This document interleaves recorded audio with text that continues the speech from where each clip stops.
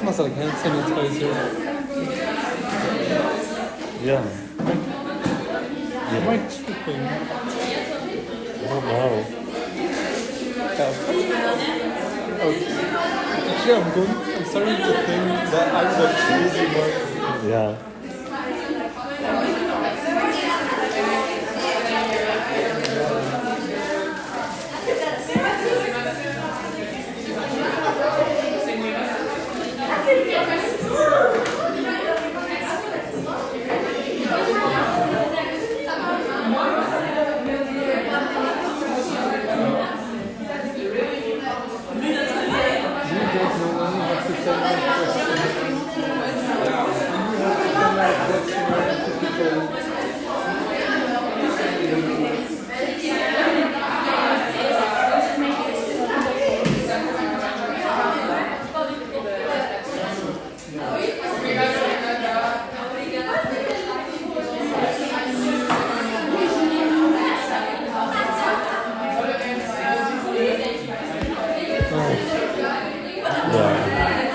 What? You're tired? No, it's hard. Yeah.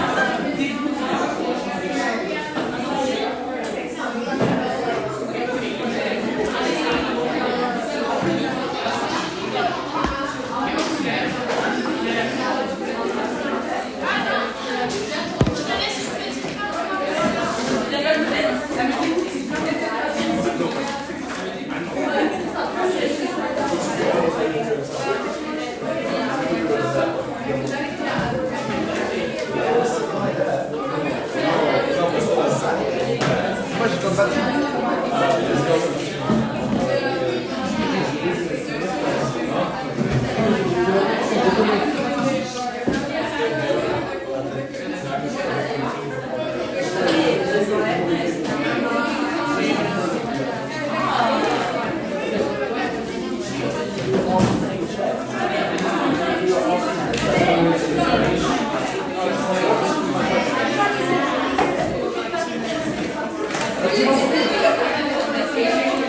but I moved that. You don't see Central because mine I'm really nice stuff.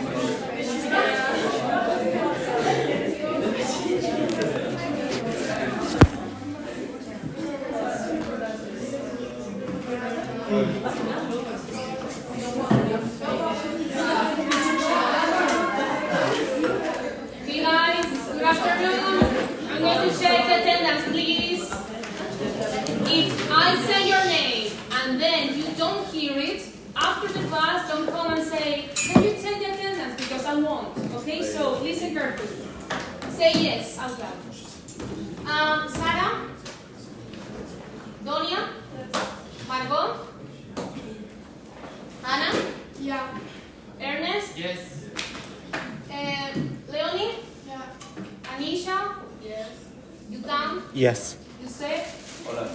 Hola. Lion? Rasim? Here. Amy? Yeah. Aaron? Yes. Joanna? Alessandro? Sí.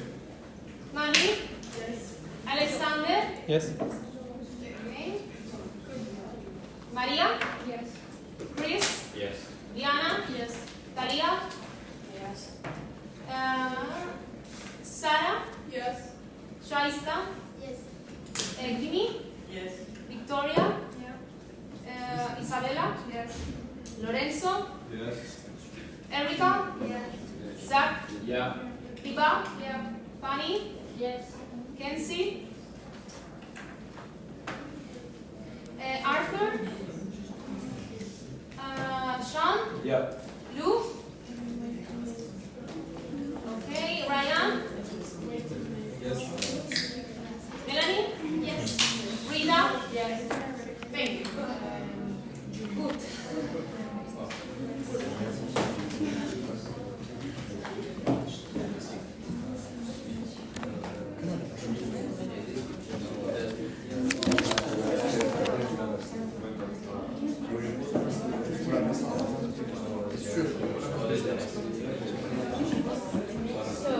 So, yes. Is it okay if you open the window? Yes, yes. It's a bit hot. Yes.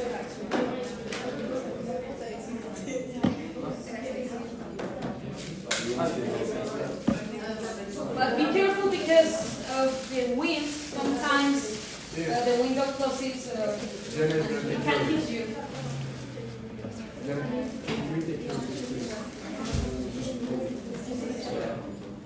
Yes.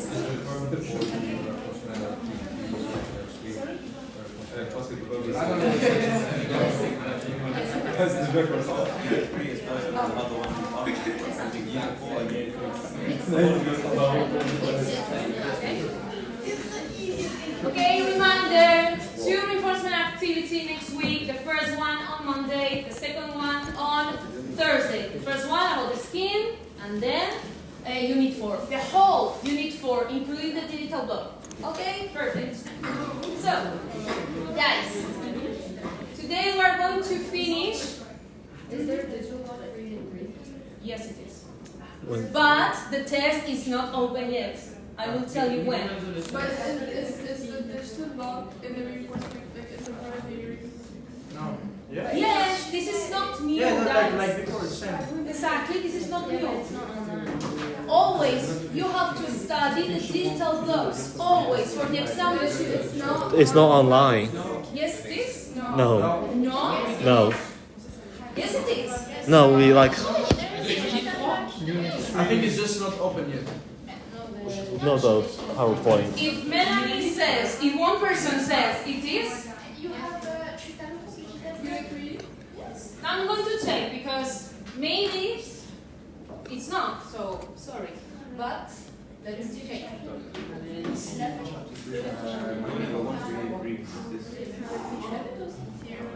Guys, it is. Where? We have.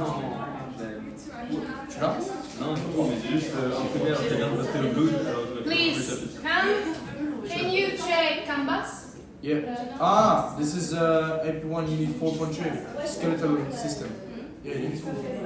Yeah, it is. For Unit 3? Yeah, but I think they're asking because we do the Unit 3 reinforcement activity first. So there is not the digital block of the activity tree. Exactly. There is not a detailed blog about Unit 3. That is. So that's why the third digital blog corresponds to Unit 4. But it doesn't matter, okay? So,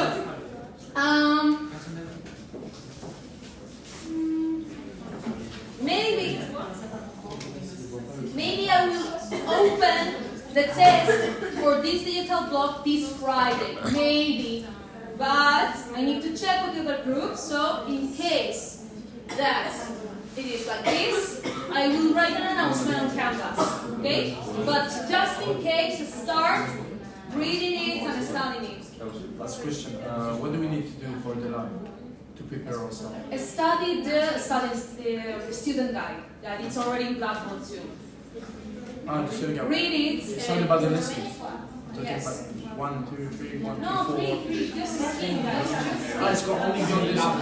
Yes, you need a laptop. So, guys, listen, please, for every practical session, you need to study or to read, just read in advance, all the student's guide that you have for that particular practical activity. Yes? So, you had from 1 week ago this student's guide for practical activity 1. So, the only need you have to do is read it carefully, try to understand it, and a lot of things will be familiar because we have already explained them. Just that. Because part of this practical activity will be related to seeing these histological samples of skin. So I will explain in the practical activity how you need to proceed. So don't worry, okay? Talking about this, if you remember, we finished last Thursday talking about the dermis. And the next slides are about these accessory structures of the skin, about the hair and glands. So, listen, these slides about the hair, I'm going to explain them on the practical activity because you are going to see samples also of hair, right? So I prefer that I do this explanation, this theoretical explanation, before you start looking at the microscope, and then if you have any doubt, we will solve them in the lab, okay? So, even though I explain them in the lab, these are theory, these are slides of theory that you need to study also for the exam because everything is about the integumentary system. So I'm going to start today by the glands because I think there are more things to talk about the glands previous to the lab. But we are going to see glands also in the laboratory, okay?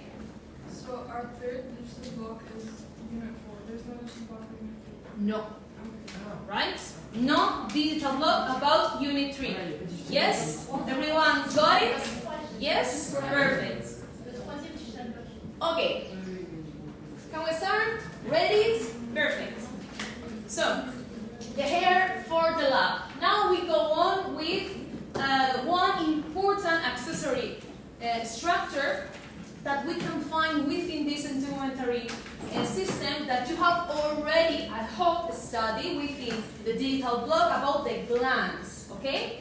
So, what we are going to see in these samples of the skin are two types of glands, sebaceous and also sweat glands. So, which are the main characteristics of first sebaceous glands? First of all, we need to have very, very clear the type of gland that we are seeing, that we need to study, okay? So sebaceous glands are simple, branched, acinar glands, important. So, they are important because they are very related to hair follicles, to hair, okay? So, their ducts will open to the hair follicle or sometimes directly to the skin. Okay, they are going to produce sebum. So, where are going to find this sebaceous gland?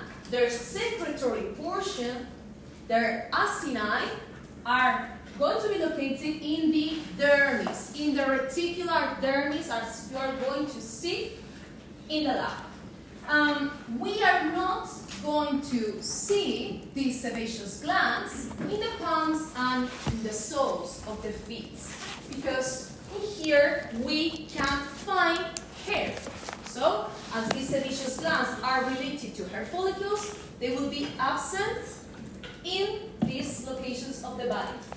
So, their type of secretion is very particular because when we talk about sebaceous glands, the type of secretion, they are holocrine. So what does this mean, holocrine? Do you remember? What is holocrine? We have three types of secretions of glands. Merocrine, apocrine, and holocrine. So holocrine, yes, Sarah?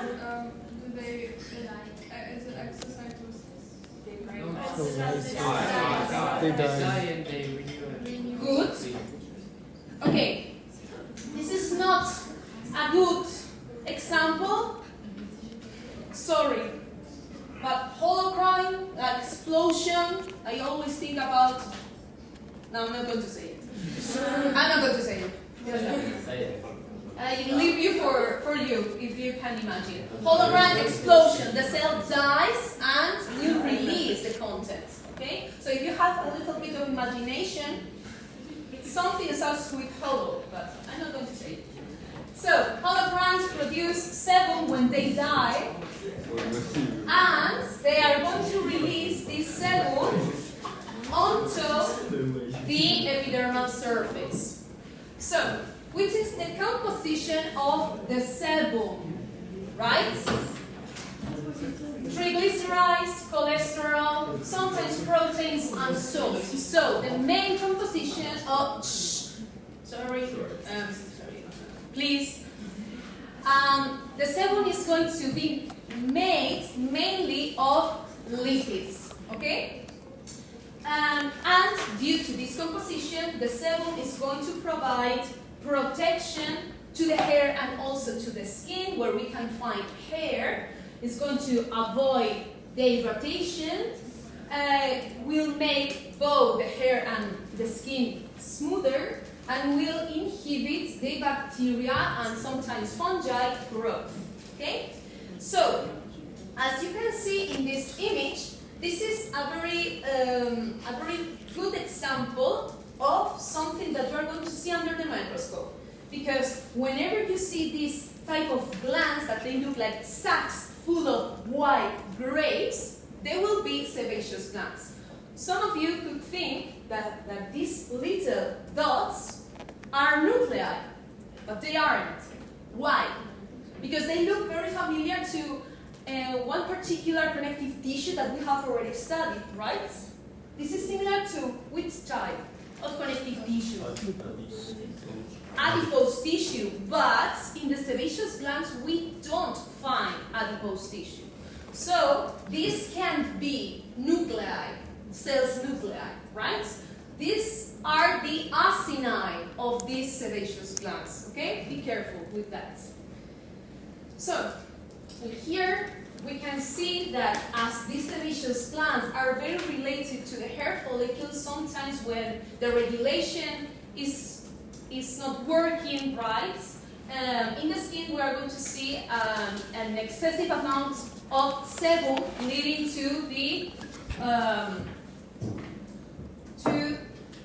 appearance of acne, okay? But this is more complicated and due to different processes in the skin, so we are going to just avoid it. Now that we have talked about sebaceous glands, let's talk about the sweat glands, because we're going to see two types of sweat glands. You can say, okay, Sarah, you have just told us that sebaceous glands are related to hair follicles, but in here we can find two drawings of what a sweat gland looks like. And it's true, the sweat glands are a lot of times close or related to hair follicles, but as you can see, this acinar part is quite different from the sebaceous glands. So let's start with the first type of sweat glands. These are known as eccrine or merocrine glands. Disclaimer, be careful. When we talk about eccrine or merocrine sweat glands, we are not talking about the type of secretion, even though these ones have this merocrine secretion. And why do I say this? Because in the following slide, you have the second type of sweat glands, which are known as apocrine glands. Be careful again, because these sweat glands, these apocrine sweat glands, don't have a apocrine secretion mechanism, but it is merocrine. We will go with that. First, eccrine or merocrine. These ones are simple coiled tubular glands. So that we are going to find the secretory conduct partly releasing the content, the sweat, on the surface of the epidermis, but the secretory portion is going to be found in the dermis. Be careful. The secretory ducts will be found in the upper parts of both the dermis and the epidermis. These parts, but these will be found in the deepest portion of the dermis. So these eccrine sweat glands start working very soon after birth. And what they are going to release is sweat. The composition of sweat is mainly water, but we can see also molecules that are waste products, such as uric acid, urea, and ammonia, right?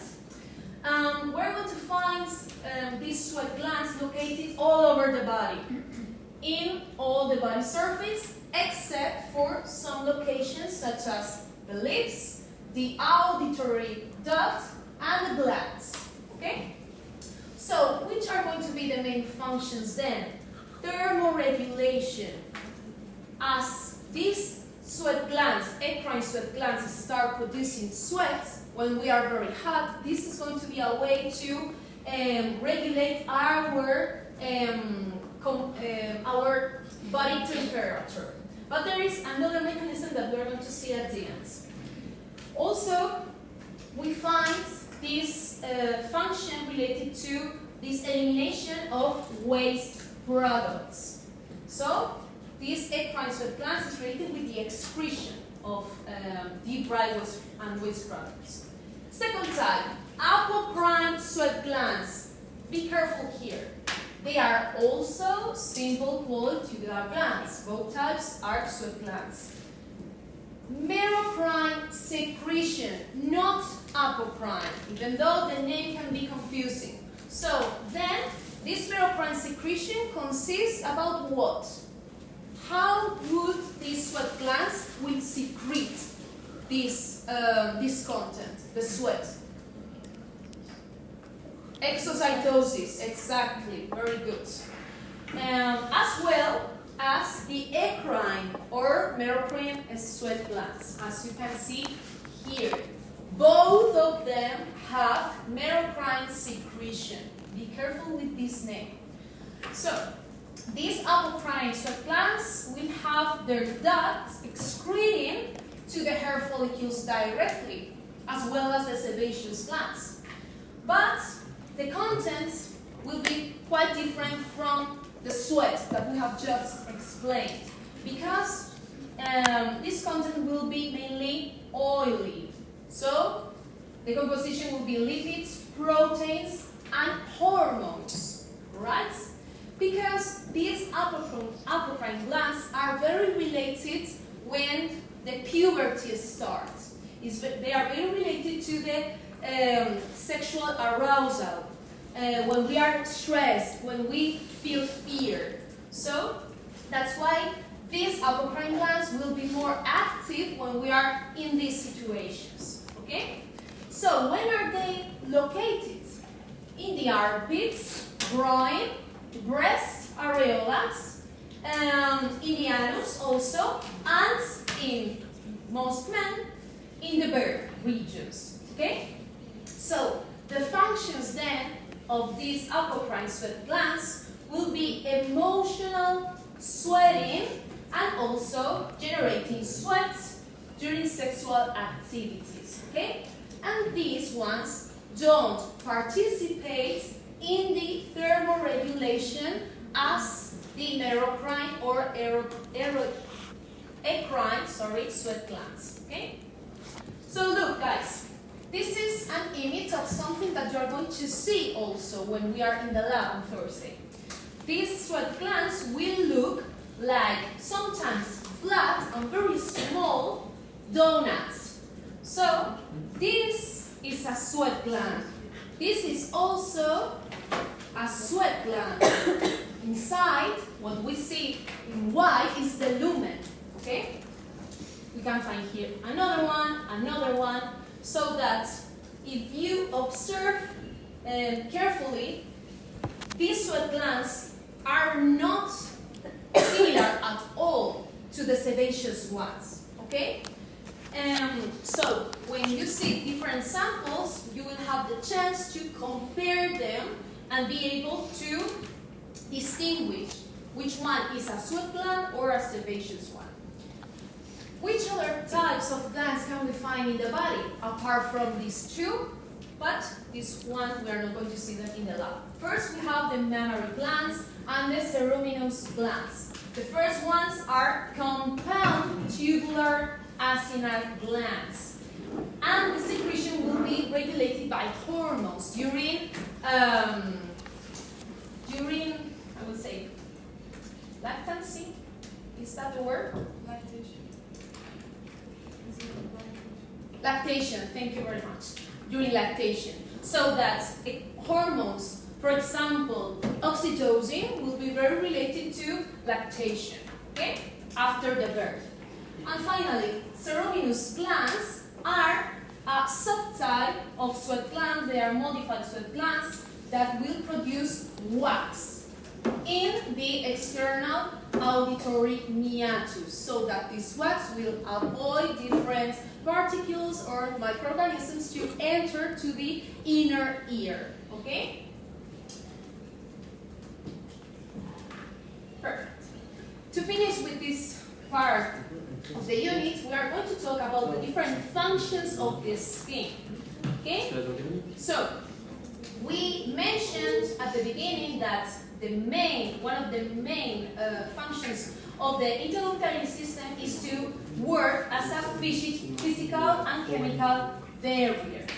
And it will participate also to regulate the homeostasis. Wait, miss, can you go back one slide? Because it's going Yes? Sure. Question. Why does the smell change in like different sweat? So just Due to hormones, mainly. And It is also due to something that you have eaten, something that the diet affects a lot to the different smells that we have, to the different how do I say? Let me think about the word in Spanish.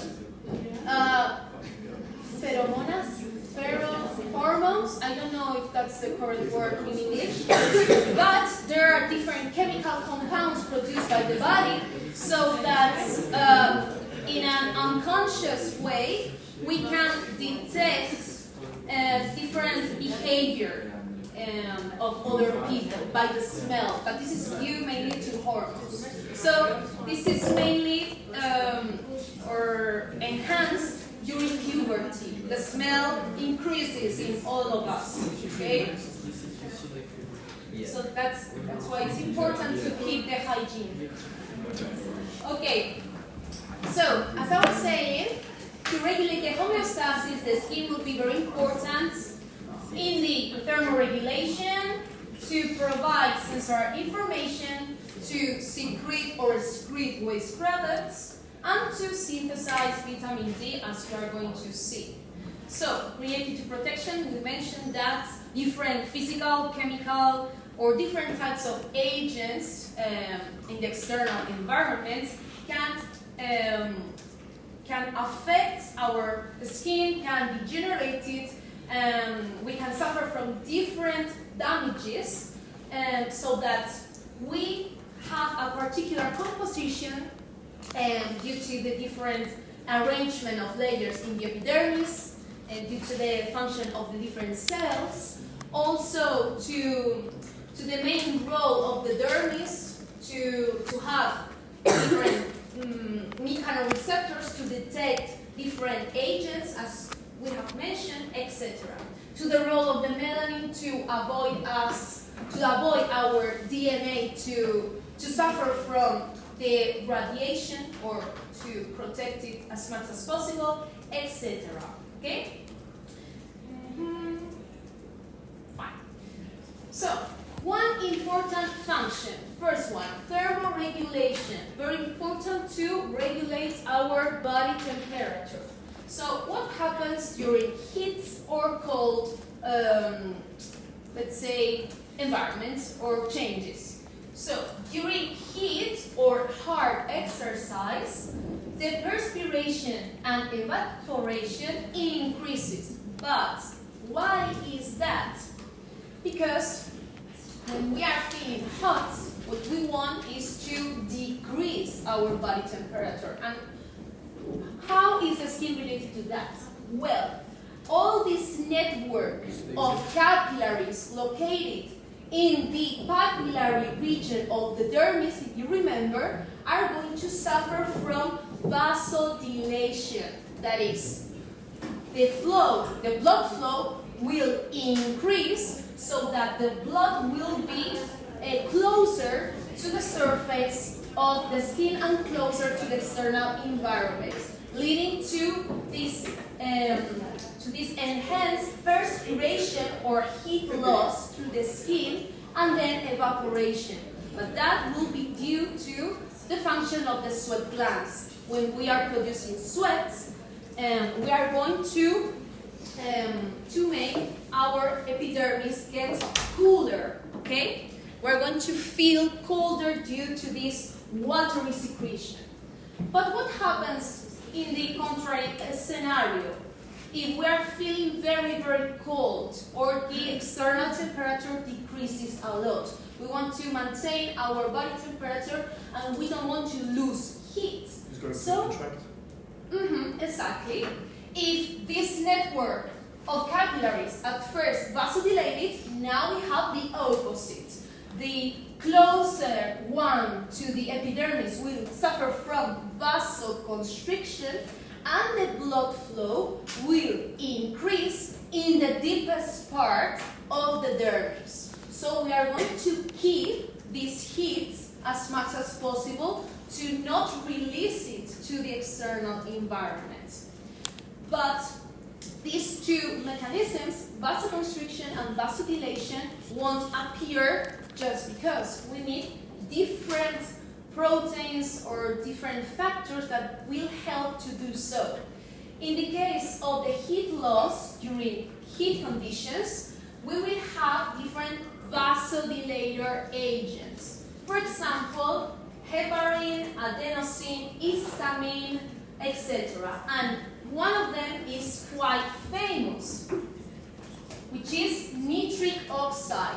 I'm sure that most of you have heard about it. Nitric oxide is a vasodilator substance that, when released from the endothelium of capillaries, will lead to this vasodilation. So the blood flow will increase. Okay?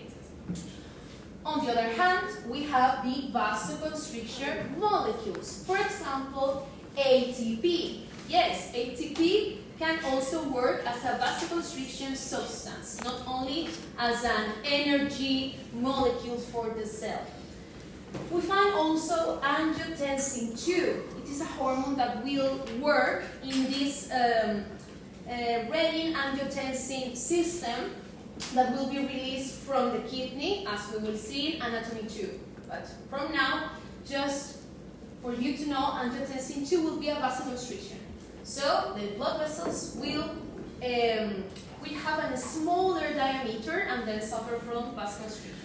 And other antihistaminic substances. But the most famous one are about vasoconstrictors, angiotensin II, and vasodilators, nitric oxides. So we have just explained what is this. Related to the cold, it will happen the opposite thing. The perspiration and evaporation rates will decrease, and the vasodilation of the deepest vascular dermal network will increase. Just the opposite. So if you see this section of exercise is also related to heat situations. It's exactly the same. But the blood flow during exercise will also increase within the muscles, okay? Because they are going to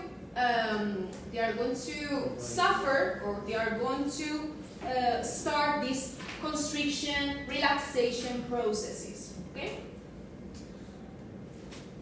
Right, so more functions apart from this thermoregulation part.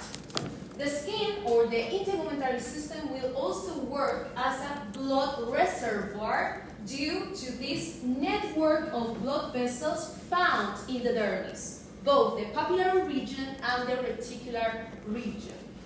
Then the skin will help us to detect any external changes, and that's due to the action of what? What did we explain on the previous class that we can find also in the papillary region of the dermis and the reticular one that can detect a stimuli? Receptors, very good. We found 4 types. Remember? 4 types of receptors in general. Which ones?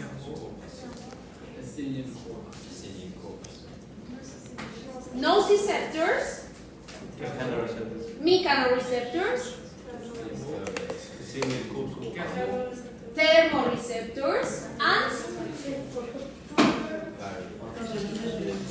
starts with P, proprioceptors.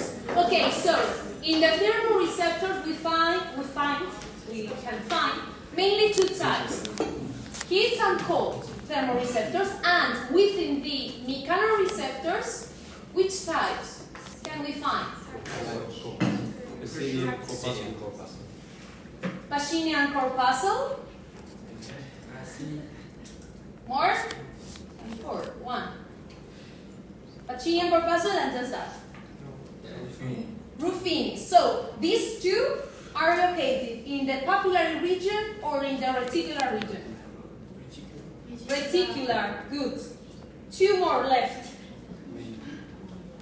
in the papillary region. Which are those? Come on. 2 more.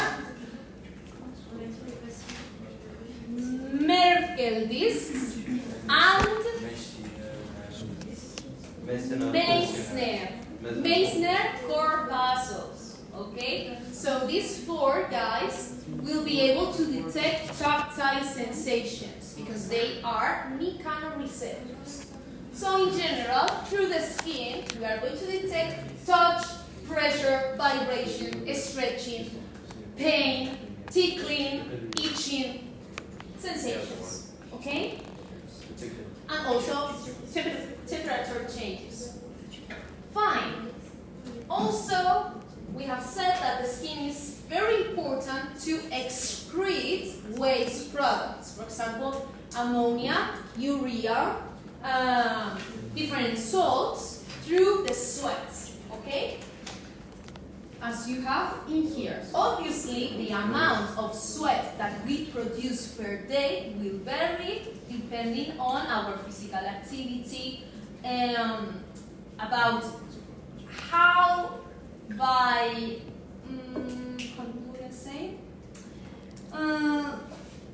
Each one of us will have a different sweat production.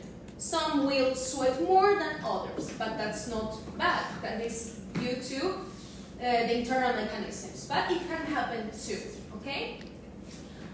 Also, if we suffer from stress, it's probable that we are going to sweat more unconsciously than others that are very chill, okay? In general.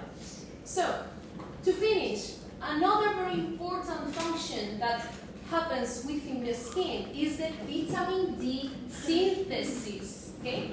Apart from intaking this vitamin D through the diets, we are going to produce this definitive or mature vitamin D. And why?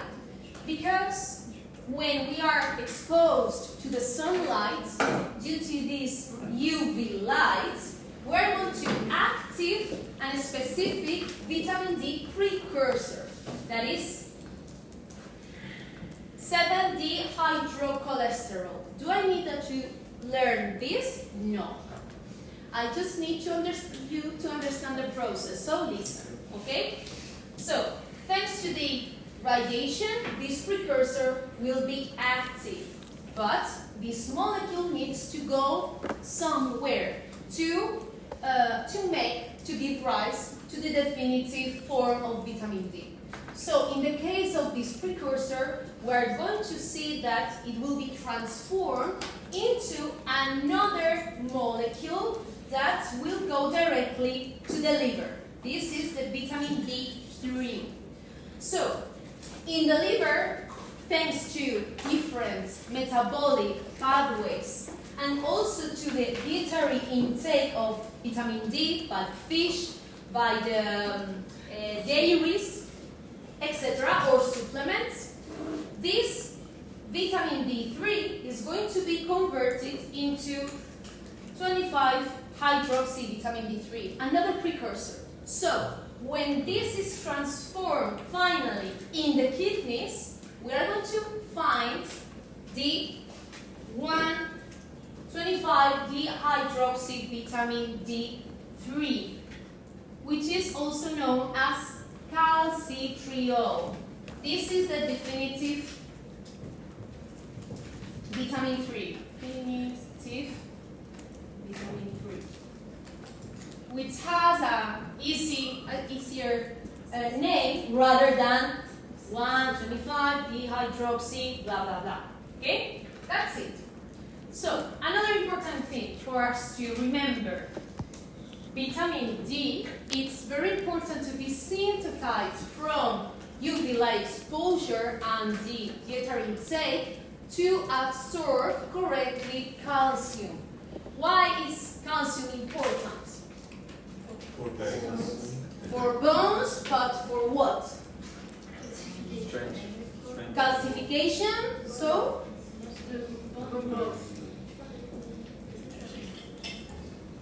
Bone growth. Okay? So, if we have higher calcium levels in the bloodstream, they will be used by which cells of the bone tissue? Osteoblasts, to synthesize more bone matrix and to increase debunking. Good. Fine. So that's it, guys. We have finished Unit 3. Questions? None? No. Okay? Easy, I guess.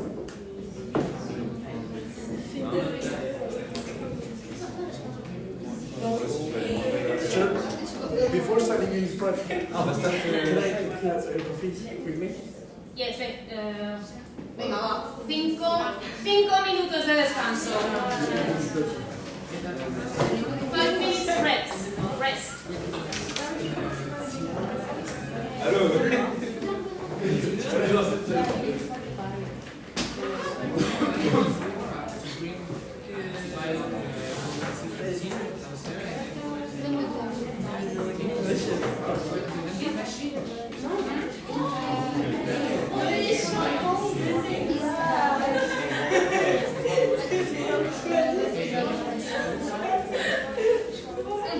Yes, that's correct. Because we want to keep the heat in the deepest part of the skin.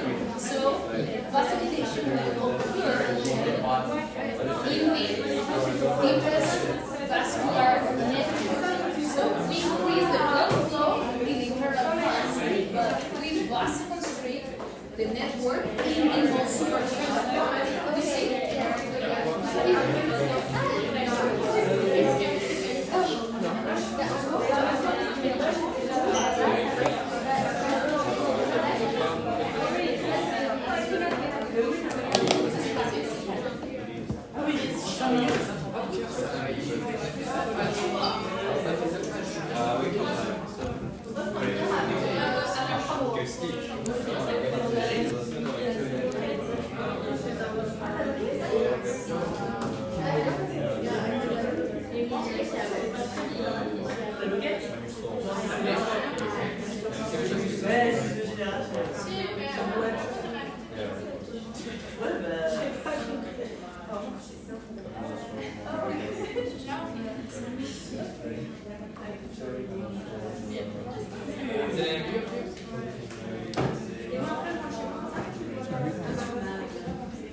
Can we ask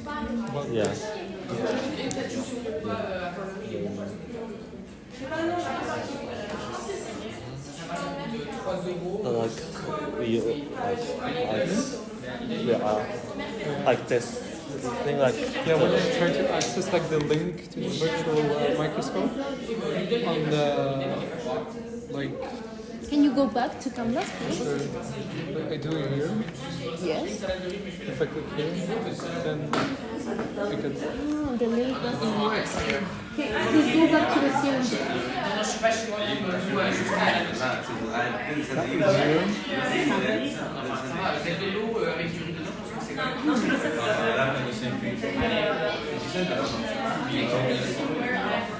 Oui, c'est ce que j'ai fait. Et moi, tu sais, je regarde le son, quel est l'extérieur. Et à l'intérieur,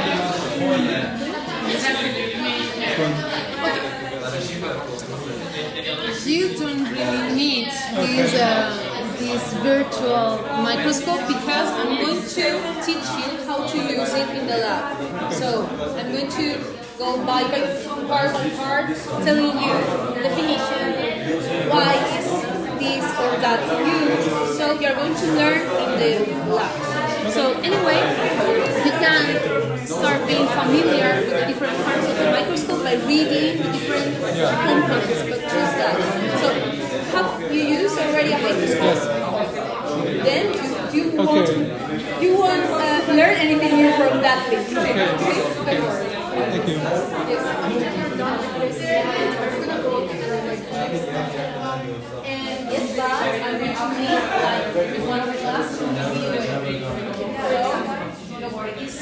I think it's better to finish this syllabus, this part of the syllabus as soon as possible for you to have a single side for the winter.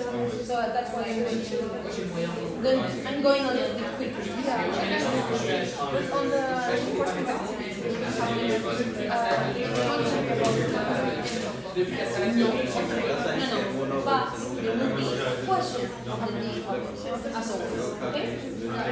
And the digital block 3 on Unit 4 is maybe this Friday. Maybe.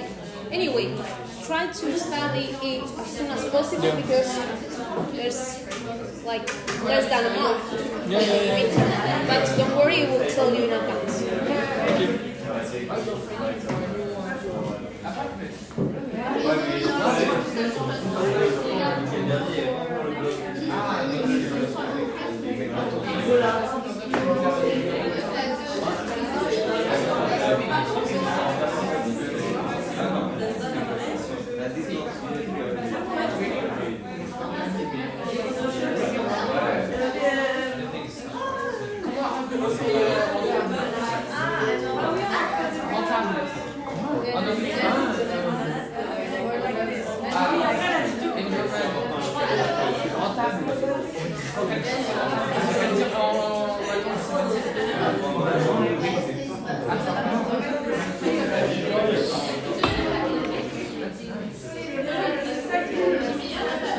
Guys, please. We are about to start.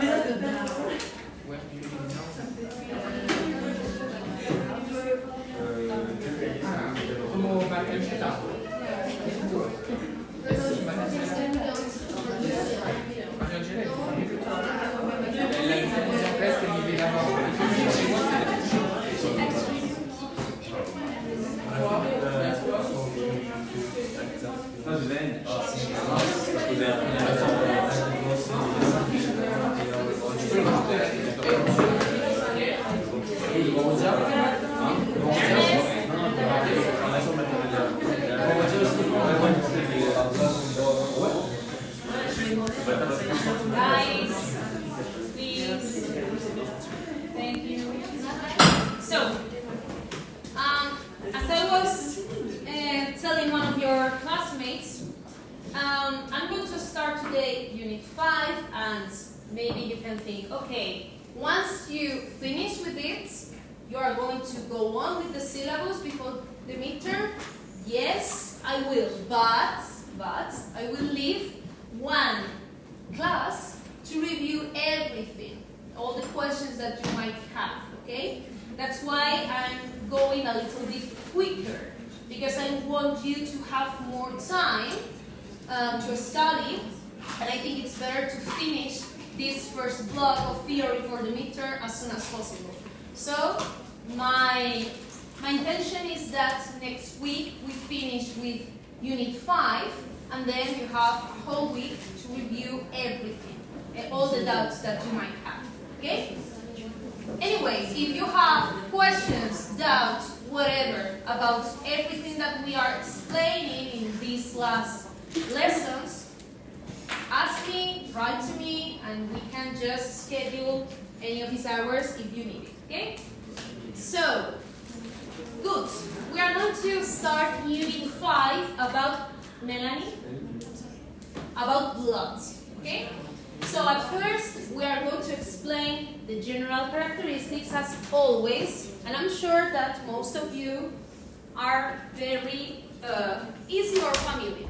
So, the first thing is to define what is blood.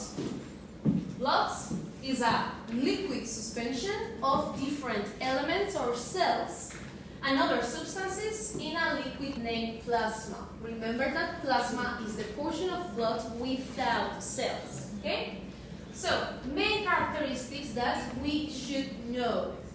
The blood usually is viscous, and that's because of the number of red blood cells. The higher the number of red blood cells, the higher the viscosity will be.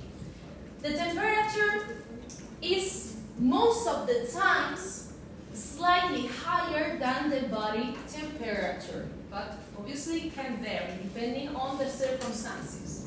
Important, pH of blood. It is normally neutral, but slightly alkaline because it tends to be closer to 8. Volemia, of course, depending if we're talking about a man or a woman, the volume, the amount of blood will be different. Less liters in women, higher bulimia in men. And the whole blood will represent approximately the 8% of the total body weight, more or less. Right, let's review some things that we should already know about Unit 1. If you remember, when we talked about these extracellular fluids, we mentioned both the blood, the lymph, and the interstitial fluids.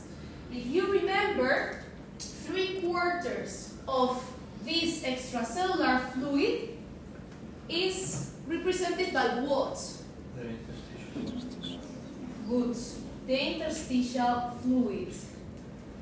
And the quarter left is for plasma. Good. And then we have the intracellular fluid that represents the liquids and all the components that we can find within the cells in the cytoplasm. Okay? So, when we refer to this lymphatic system and why it is related to extracellular fluid, it's because this system will have an important function of subtracting an excessive amount of interstitial fluid, if that's the case. But we are not going to study this lymphatic system. So, that's it. Let's go with the main function of the blood and why it is related to homeostasis. So, we know already that the blood made of different cells, as it is a suspension, a liquid suspension in which we are going to see mainly red blood cells, immune system cells too, and other things. The concentration of everything that we see within the blood, of all these molecules, should be maintained in an or under an equilibrium, in homeostasis. Right. So why is blood directly related to the circulatory system and also respiratory system? Because one of the most important things to keep under equilibrium is the oxygen and CO2 levels. So that once the blood is ejected from the left ventricle in the heart, the aorta, the main elastic artery that exits from this left ventricle, will be able to distribute this oxygenated blood to all the parts of the body by different arteries, arterioles, capillaries. And when we are talking about capillaries, it's because these bigger blood vessels, these bigger arteries, have become smaller so that this oxygenated blood can reach the cells, right? So the cells will receive oxygen and nutrients, but they are going to produce and will release to the blood CO2 this time and waste products. We need to eliminate both, right? So how the circulatory system does that? Well, now that we have deoxygenated blood, this needs to go back to the heart so that it reaches the right side, and this deoxygenated blood will go directly to the lungs, okay? Through the pulmonary artery. For what?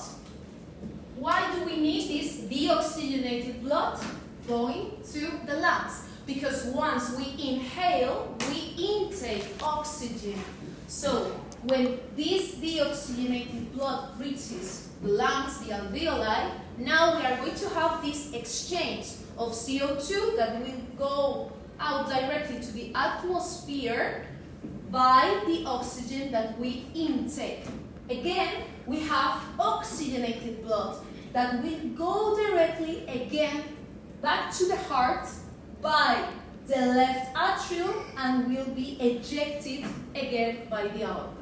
So as you can see, there is a very specific equilibrium by which the oxygen concentrations and CO2 needs to be maintained. So that's why we need to keep this homeostasis so that the cells receive oxygen and nutrients, and all these concentrations are kept always the same. Fine. So then one of the most important functions will be transport within blood of gases, nutrients, and hormones, for example, waste products, and so on. Regulatory function, as we have explained, talking about the skin, the body temperature needs to be maintained, but also the pH. We will see later how this pH is maintained. Finally, the blood plays also a protective function or role, because within the blood we are going to see specific cells in charge of avoiding the invasion of different microorganisms, for example, viruses, bacteria, and so on. And in here we find a very similar word to homeostasis, which is hemostasis. Be careful, because they are not the same. When we talked in the second presentation of this Unit 5 about platelets, we will explain what hemostasis is. Hemostasis is related to the coagulation processes by platelets. So be careful to confuse homeostasis with hemostasis, right? So, that's it. Let's do a quick review of the main components within blood. So imagine that we have a tube with a blood sample, and we want to centrifuge it. We want to give it a spin. So once we do this, we are going to see that this blood sample won't look the same, won't look like an entire red, but it will be divided into phases depending on the density. So in the lower part of the tube, we are going to see the phase that is made of the most dense cells of the blood that correspond to the red blood cells that are higher in number, the most numerous cell within blood. Then we find a liquid phase in the most superficial part of the tube that corresponds to plasma. Remember, the plasma is this liquid suspension in which we find all the different elements of blood, but without the cells. And it represents more than the half of the blood. What are we going to find in this plasma if it is not made by cells? Water, mainly, proteins, nutrients, electrolytes or salts, and so on. And finally, in this intermediate layer, what we're going to see is something that is named Buffy coat.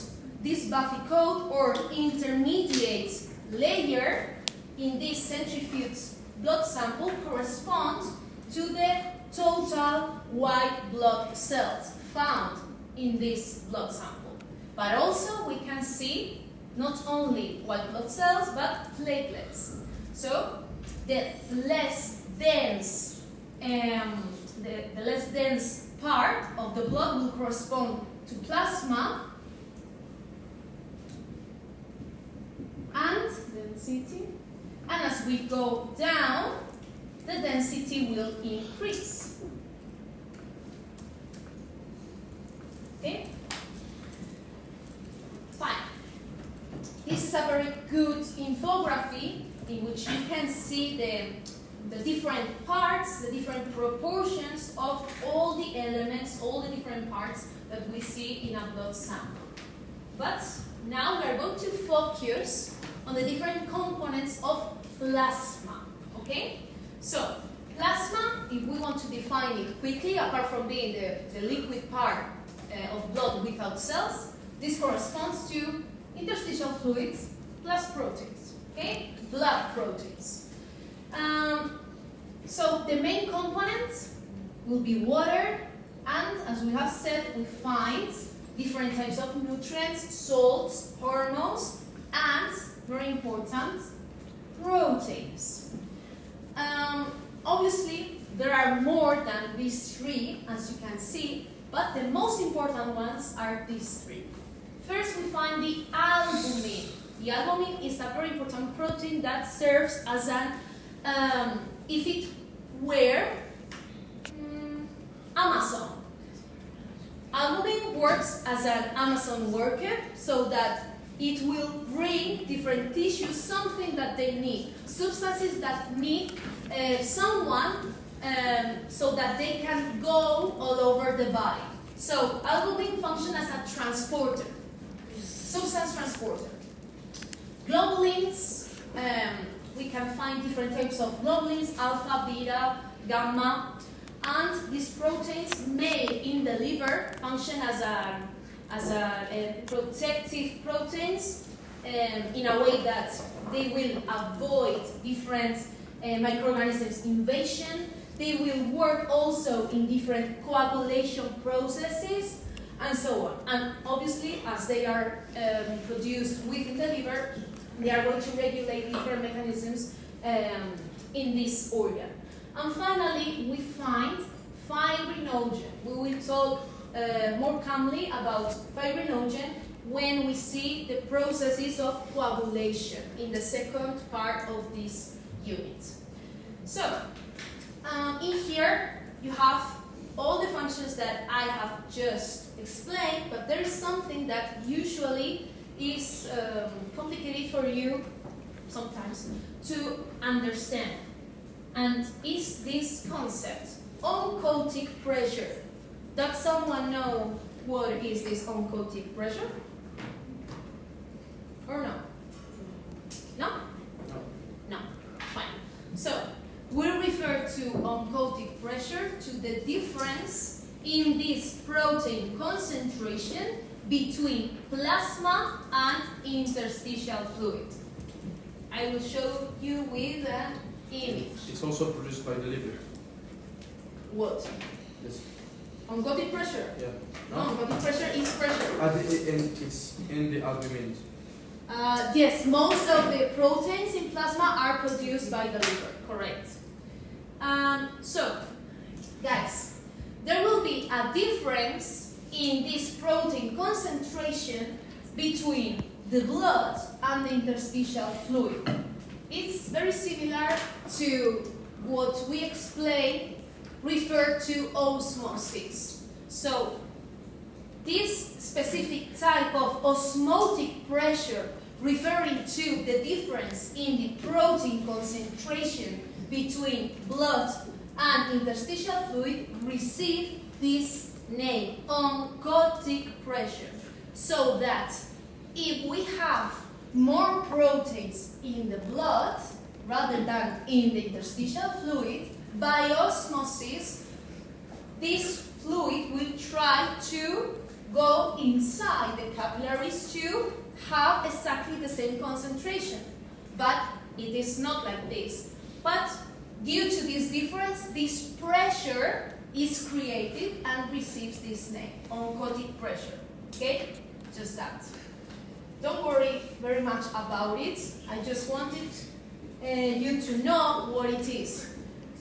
The thing is that this higher protein concentration in blood will be due to the presence of albumin, as it is the most abundant plasmatic protein. Okay? So, you have here.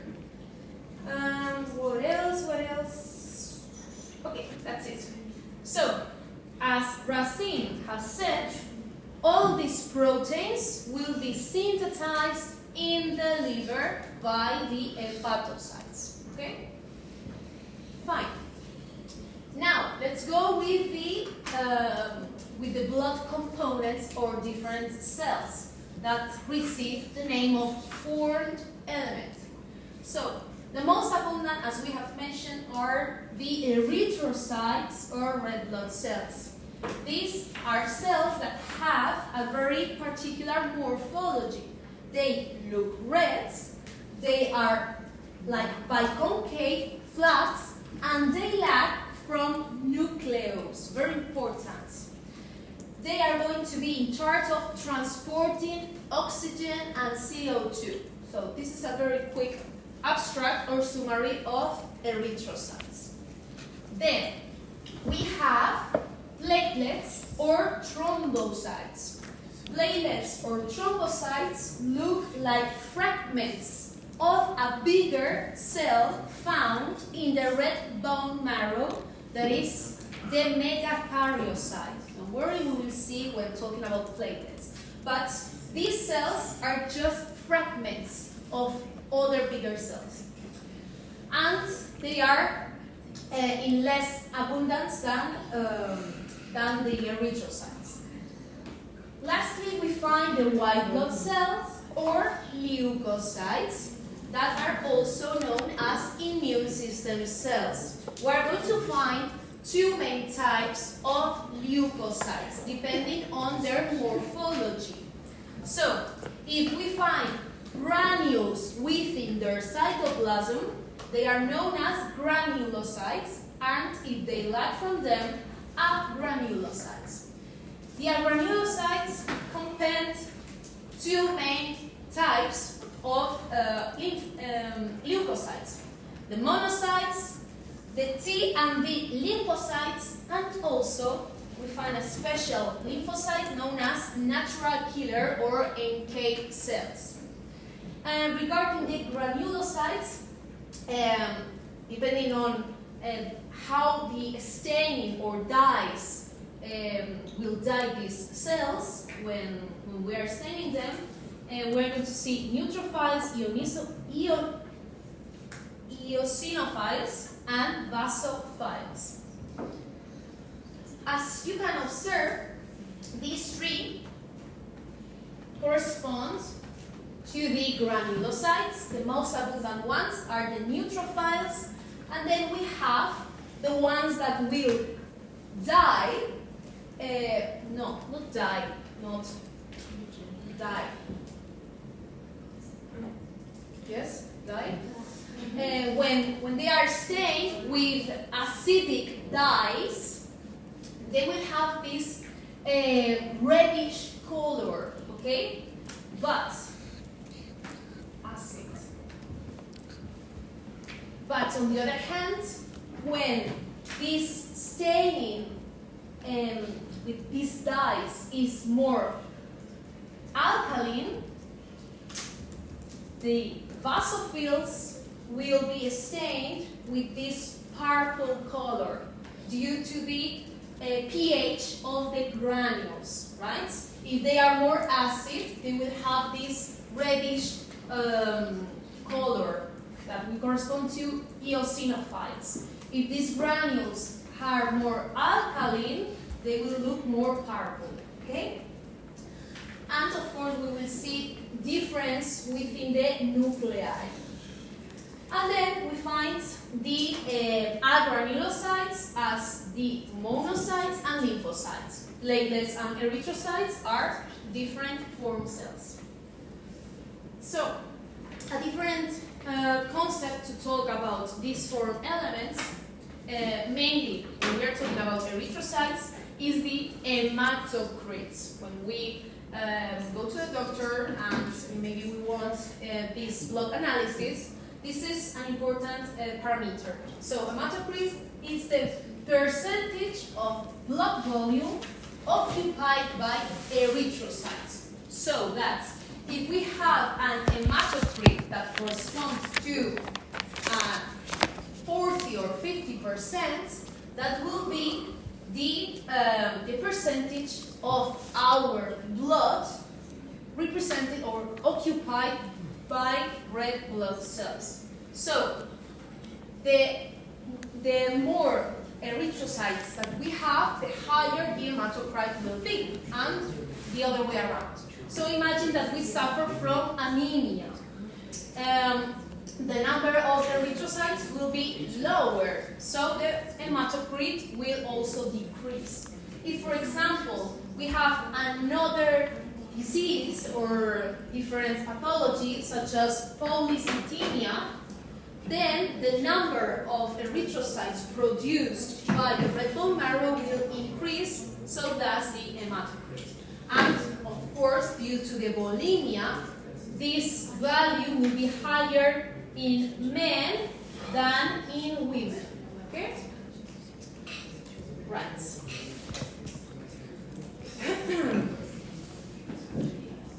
Any question by now? Am I going too fast? Or no? Or are you somewhere? Fine. Okay. So, to have all these four elements, we need from a specific process that we have mentioned talking about the different parts of bones. When we talked about the medullary cavity in the internal part of the diaphysis of long bones, we mentioned this process, hematopoiesis. This is the process by which all these four elements of blood will be replaced and synthesized. And hematopoiesis will be functioning within the red bone marrow. Okay? But depending on the different stages of development, this hematopoiesis will occur in different parts. During the first weeks of life, instead of having hematopoiesis in the red bone marrow, it will be in the yolk sac of the embryo, in the embryo in general. Then, during the second trimester of pregnancy, in the middle of the pregnancy, approximately, this hematopoiesis will be in the liver, spleen, thymus, and lymphatic nodes. And once the baby has born, after the birth and during the adulthood, this hematopoiesis will occur in the red bone marrow. Okay? So, characteristics then of hematopoiesis. As it happens within the red bone marrow, this red bone marrow needs of a highly vascularized connective tissue. So, this process can occur properly to this irrigation. Where are we going to find this red bone marrow? In the microscopic spaces, as we said, between the trabeculi of the spongy bone tissue and in the internal part of the medullary cavity in the diaphysis of long bone sometimes. But mainly in the spongy bone. Guys, please, I know you're tired. I am too, but I don't want to hear anything because then I'm not focused. So I just ask you a little bit more time. Thank you. So, more occasions in which we find this process. In the bones of the axial skeleton, study the digital block 3, and others, such as the pectoral and pelvic girdles, and the proximal epiphysis of long bones, for example, the humerus and femur. So, inside these epiphysis of long bones, we are going to see also red bone marrow. Why is this red bone marrow important and essential? Because in this red bone marrow we are going to see pluripotent stem cells, that is, progenitor cells that when dividing will give rise to different precursors of the definitive formed elements of blood. So, what happens is that as we grow up and get older, this hematopoiesis rates or process of form element synthesis will decrease little by little, so does the red bone marrow. So, as we have less amount of red bone marrow, this one will be replaced by yellow bone marrow. If you remember, when talking about the yellow bone marrow, we said that this one is made of adipose tissue. So, the older we are, the less red bone marrow we have and more yellow bone marrow. Okay? Fine. So, what happens when all these form elements are generated within this red bone marrow? That they won't divide anymore once they are released to the blood, with the exception of lymphocytes. And why does the lymphocyte, why do the lymphocytes need to divide in contrast to other form elements? Because if they couldn't divide when we are under any microorganism invasion, then we wouldn't have the necessary number of immune cells to protect us. So that's one of the reasons why the lymphocytes will divide in contrast to other form elements when they are already in the bloodstream. So, important, guys. This is important. So we have said that within the red bone marrow we are going to find pluripotent stem cells. Once they divide and differentiate, they are going to give rise to two main precursor cells. The first one corresponds to the myeloid stem cells and the second one to the lymphoid stem cell. As we have two precursor cells, we are going to have two lineages.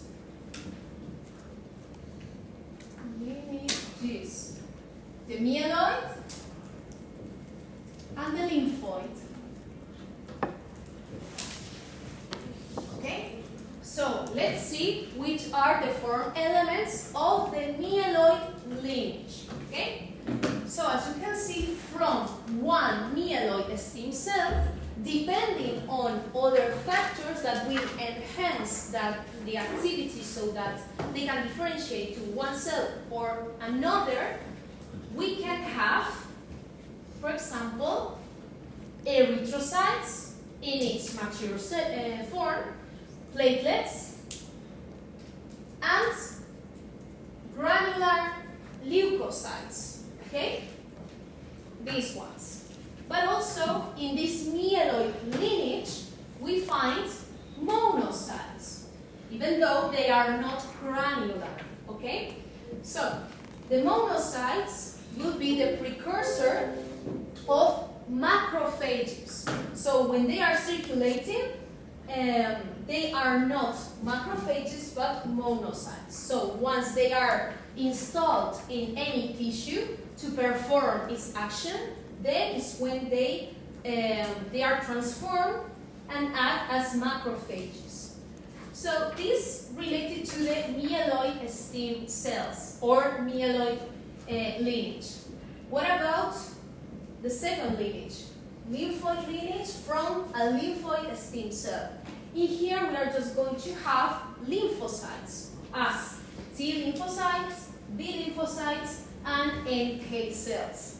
Remember that we said that B lymphocytes are able to produce plasma cells. Yes? These plasma cells are smaller cells that will secrete antibodies. Okay? And that's all. So in here, as you can see, these green cells correspond to the granular leukocytes, except for the monocytes that correspond to the myeloid lineage. Important difference. Okay. Okay, Sarah, but how are these precursor cells be able to know if they will be an erythrocyte or a B lymphocyte? Okay, good question. In this process of hematopoiesis, we need something else so that from one pluripotent stem cell, we are going to have one or another precursor cell. So, these things that we need to differentiate one cell from the other are growth factors or colony stimulating factors. these colony stimulating factors or just growth factors are glucoproteins that will be in charge of saying to one precursor, okay, now it's your turn to be an erythrocyte, a basophil, or a B lymphocyte, depending on which factor is going to act over a specific cell. For example, in the case of the myeloid lineage, we have very famous factors such as EPO, erythropoietin, thrombopoietin, and then general colony stimulating factors and interleukins. So, for example, this one, GMCSF. What does this letter mean? G corresponds to granular, M to monocyte, CSF, colony stimulating factor. So, for example, if we want to obtain from a myeloid stem cell a granulocyte, then this is the colony stimulating factor that is going to be produced and will act over this myeloid stem cell so that we are going to obtain these granulocytes. To have a particular one, a particular type, there will be other factors that will say to this myeloid stem cell, okay, be a neutrophile, be an eosinophile. It will depend. And what about to have a monocyte? We just need MCSF, monocyte colony stimulating factor. Okay? The same for the lymphoid lineage, but in here we have other stimulating factors. So the important concept, guys, in here is that you understand what is the main function of these growth factors. Okay? To regulate this proliferation, differentiation of hematopoietic progenitor cells, which are pluripotent stem cells. Okay? So, why are these colony stimulating factors or growth factors necessary not only for the correct process of hematopoiesis? So imagine that we suffer from any disease or pathology, for example, cancer. So during chemo, as the hematopoiesis will be affected, these colony stimulating factors will be necessary when we are treated by transplanting stem cells, for example. Okay? Right. Okay. So we are going to finish talking about the red blood cells. Okay? So, general characteristics. We have talked about the main function, which is transporting gases, oxygen and CO2, to the tissues of the body. About the morphology, these red blood cells are biconcave, flat, and they have a depression in the center of the cell. In here is where a nucleus should be. But the special thing about these erythrocytes is that they lack from nucleus and other organelles. For example, they lack also from ribosomes and endoplasmatic reticulum. So they won't be able to produce proteins to be repaired. Okay? And they will contain hemoglobin, which is a very important part of the red blood cells, so that O2 can be transported. Also, they won't have mitochondria, so they will obtain energy from anaerobic glycolysis. And they will contain important enzymes such as the carbonic anhydrase that we have previously mentioned, talking about the resorption of bone matrix, if you remember. Okay, so Why do you think, guys, the red blood cells have this morphology? Why are they so flat? Why they have this shape? To increase surface area. To navigate through blood vessels. Okay, what else? Increase surface area. Increase what? Surface area. Good. What else? You mean the donut shape? Like this one? Why That they is have... bigger to the externality and More or less. Bigger to what? I'm trying to know what you're actually asking. Yes, I'm asking, why do they have this shape? Someone else? Okay, good. All of you.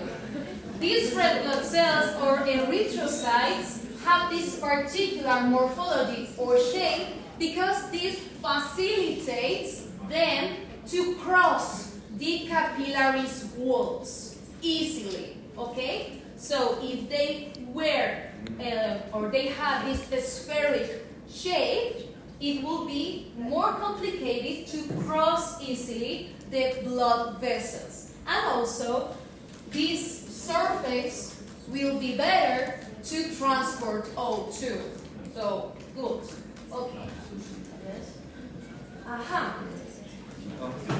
Okay, apart from the most important functions that we already know, and I have already mentioned, the red blood cells will be essential to regulate the arterial pressure and blood flow. Amy? Who is talking? No one. Okay. Okay. So, to regulate this arterial pressure and blood flow, the erythrocytes will be able to release ATP. Again, ATP. ATP, when talking about thermoregulation, is a vasoconstrictor or vasodilator? Constrictor. Good. So, when they release ATP, it sometimes can trigger the blood vessel to expand, but be careful. The blood vessel to expand. No, it's not ATP here. It's wrong. Correct this, guys, because precisely we have talked about ATP being a vasoconstrictor. So, to have these blood vessels expanded, we need a vasodilator, right? That will be nitric oxide. So it's not ATP. No. Nitric oxide is a vasodilator. So that these blood vessels will expand, not by the action of ATP. Alright? Alright?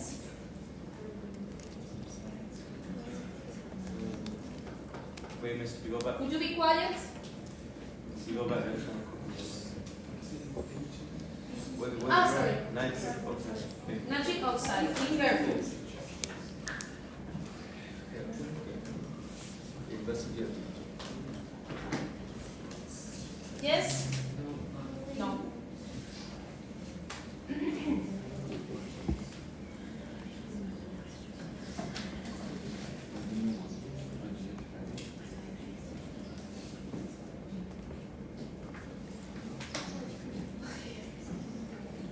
No? Yes? Yes, yeah. Thank you. No? Wait, so vasodilator makes it bigger. What's the nitric oxide? Indeed, nitric oxide is normally taken as a drug. So when you inhale nitric oxide, you will feel like your head dizzy because of this expansion of the blood vessels. Now? Yes. Yes? Perfect. Okay, I think I'm going to finish explaining this. Okay, so gas transport, main function of the erythrocytes. We have said that these cells will have or produce an important enzyme, which is the carbonic anhydrase. As I've mentioned, this carbonic anhydrase is an enzyme that we have already explained when talking about bone resorption, because this is an essential enzyme to regulate the pH. So, if we have CO2 plus water, it will be transformed to carbonic acid. This will be dissociated to protons and bicarbonate ions. The more protons we have, the more acids the environment will be. Or the pH will be lower. If we have lesser amount of protons, the pH will increase. So it's very important to understand how CO2 will be transported thanks to the action of red blood cells. And this, guys, is important. So please, the last 5 minutes, I want you to be focused, and I shut up. Promise. So, once the cells produces CO2 due to their metabolism and other waste products, this CO2 will be released to the bloodstream. But the CO2 will be transported in 3 different ways. So imagine, we have the 100% of CO2. So just 7% will remain dissolved in plasma as whole CO2. Nothing is going to touch CO2. Just this 7% will be like CO2.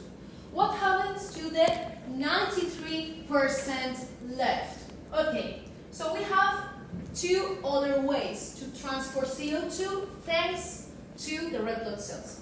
The first one, so 23% out of these 93% corresponds to the CO2 that will be bound to hemoglobin. Whoa, but hemoglobin is not for O2? Yes, correct. But CO2 will be able to be bound to hemoglobin to other different places than oxygen uses, so that we are going to have complexes of hemoglobin and CO2 known as carbaminoglobin complexes. So, then, the second way of CO2 transport, what is it? It is the most important one, guys. So, be careful with this. 70% of CO2, when has already crossed the walls or the structure of the red blood cells, will be transformed by the action of the carbonic anhydrase to carbonic acid. So these carbonic acids will be dissociated to protons and bicarbonate ions. And then what? Why do we need this? Because once we have this dissociation to protons and bicarbonate ions, the protons will work as a buffer to regulate the blood pH, okay? And what happens to bicarbonate ions then?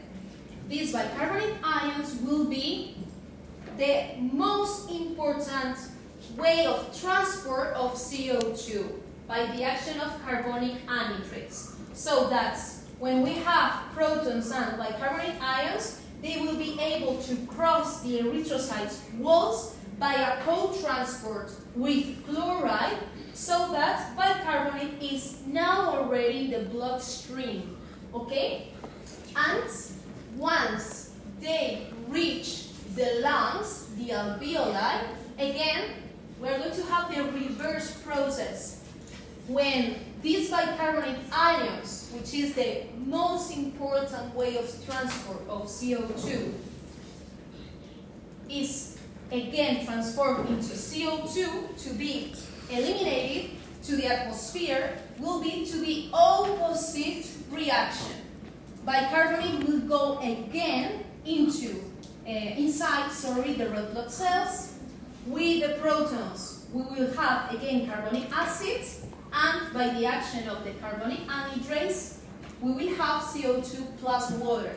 So now this CO2 will be eliminated to the air, okay, through the exhalation. Do you get it, more or less? Yeah? Sure? Okay. We leave it here.